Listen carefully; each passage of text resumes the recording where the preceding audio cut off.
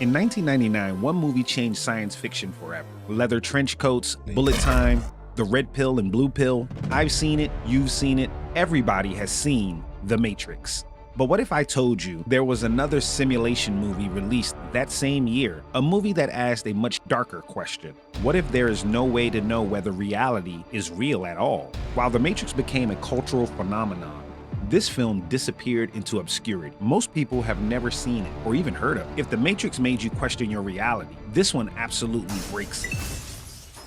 Welcome back, True Kids. I'm Gio, and we've been tracking the slow, systematic dismantling of our world through the classic media that saw it coming. And honestly, if you haven't crashed out yet, you're doing better than most. Today's film of sci-fi paranoia doesn't only target how we live, it targets reality itself. We are talking about the 13th Floor. The 992G era was a wild time. On the big screen, our collective anxiety about technology was blowing up in spectacular fashion. We got a classic in The Matrix, a high-octane mix of kung fu, cyberpunk, and philosophy that told an electrifying story about fighting for your freedom from a digital prison. It told us we could be the one, and it became a pop culture phenomenon. Just a couple of months later, another film about a simulated reality arrived. No trench coats, no bullet time. Instead, The 13th Floor was a moody sci-fi murder mystery based on a 1964 novel called Simulacron 3. This film was met with confused reviews and a pretty dismal box office. It was seen by many as a cheap copycat, when it was really an unlucky victim of bad timing. It argued the real danger isn't the tech itself, but the flawed and sometimes cruel humans who wield it.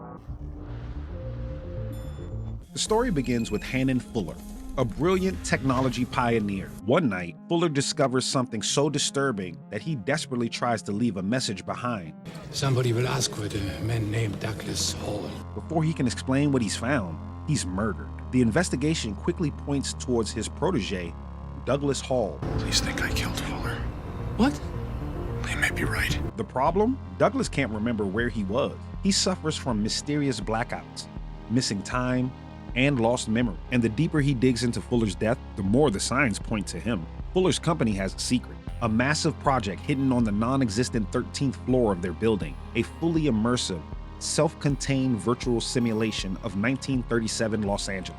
This isn't a game. Not a game, not a game. The 1937 world is populated by thousands of what the film calls simulated humans, who are completely unaware that they're just lines of code, but are actively living out their lives. These people are real. They are as real as you and me. The people from the real 1999 can download their consciousness into one of these virtual avatars. It's like jacking into the Matrix, but instead of just appearing, you take over an NPC's life. To clear his name and find the truth, Douglas has to jack in.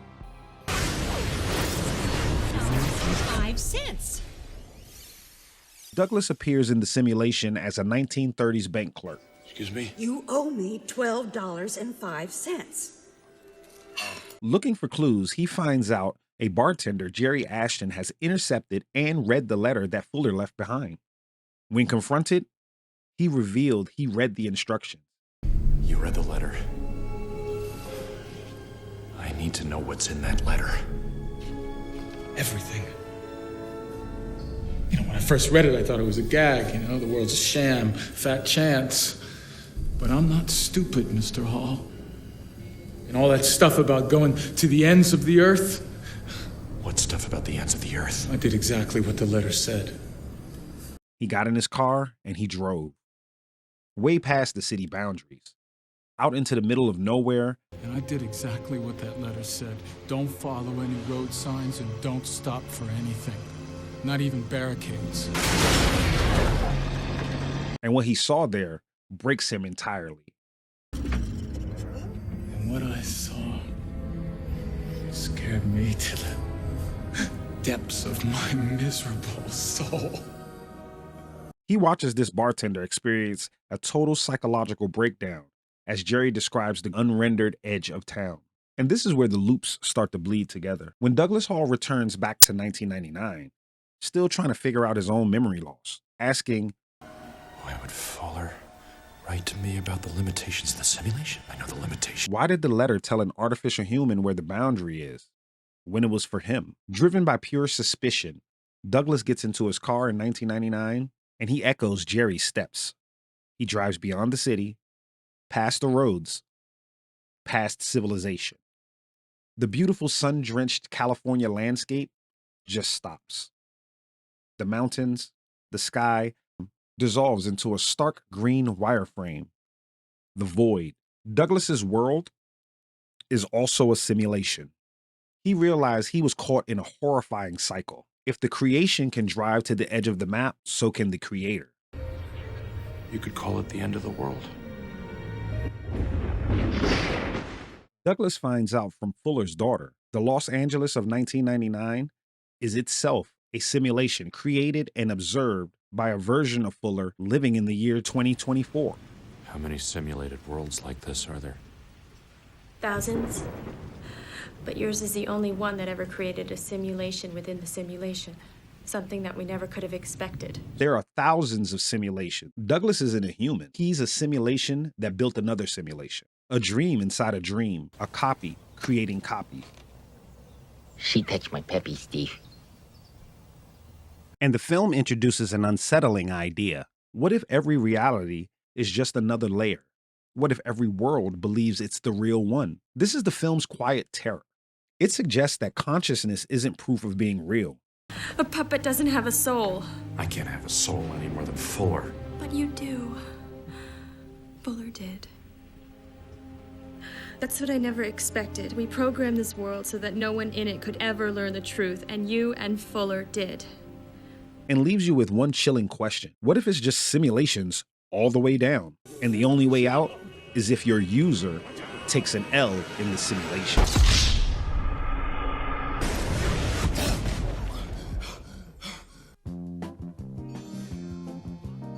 Quick intermission. We have to give a massive, well-deserved shout out to Vincent D'Onofrio here. The man is an absolute chameleon and easily is one of the greatest character actors to ever walk onto a movie set. Think about the absolute range of this man. He went from the haunting psychological breakdown of Private Pyle in Full Metal Jacket to wearing a literal human skin suit as Edgar the Bug in Men in Black, to giving us the most terrifying, deeply complex version of Kingpin we've ever seen. And in the 13th Floor, he brings that exact same dedication. The unhinged existential panic he shows when his character realizes that they're just digital puppets on a server is easily some of the best, most overlooked acting in the film. How do you like having your life fucked with? So are we living in simulation? I find it hard to argue against that possibility. When the 13th Floor dropped in 1999, reality still felt solid. And here we are nearly 3 decades later, and we aren't just watching simulation theory on a movie screen anymore. We're living it. You look at our computing power today, and you say, I have the power to program a world inside of a computer. Well, imagine in the future where you have even more power than that, and you can create characters that have, for example, free will, or their own perception of free will. Think about how many people right now genuinely feel like our reality is fake, from the Mandela effect to alleged glitches in the Matrix, all convincing people that we're in a created, simulated world. So this is a world, and I program in the laws that govern that world. That world will have its own laws of physics and chemistry and biology. Now, you're a character in that world, and you think you have free will, and you say, I want to invent a computer. So you do. Hey, I want to create a world in my computer. And then that world creates a world in its computer. And then you have simulations all the way down. So now you lay out all these universes and throw a dart. Which of these universes are you most likely to hit? The original one that started it, or the countless simulations, the daughter simulations that unfolded thereafter? Since there's no way to test what lies outside of our universe, the hypothesis remains largely philosophical and highly theoretical. But the boundary between what is real and what can be rendered gets thinner every single day. Who knows what beings with higher technology are capable of? But if it's true, what can we do about it? If, like the Truman movie, or was that, we're in that. Yeah, well, he can try to escape by going in the Truman movie to go through the barrier. Yeah. But yeah, if you were programmed by somebody, yeah, no, there's nothing you can do. So what difference does it make if I'm programmed by someone? I guess since I don't know it. I guess it doesn't make any difference at all. Do I think the 13th Floor is better than The Matrix? Hell no. Fuck no. Fuck no. But it does leave you with a quiet, lingering dread. Its question isn't how do we escape, but how could we ever know we're not still inside? Its horror is realizing the universe might not be run by logic, but by the whims of a bored, malicious player in a game you didn't even know you were part of. That it feels exactly like this: ordinary, familiar, safe. Because if there is an edge to the world, we don't get a warning before we reach it. Just another normal day, until suddenly it isn't. Good news, everyone! Shout out to you guys. We just crossed 1,700 subs on the channel. I want to say thank you for exploring these nostalgic deep dives with me. Like and sub, because we have more to come. Also, thanks to a friend of the channel, Rarity, for the 13th Floor suggestion. If you've never seen the 13th Floor, I highly recommend you check it out. Until next time, I'm Gio, and I'll catch you on the next video.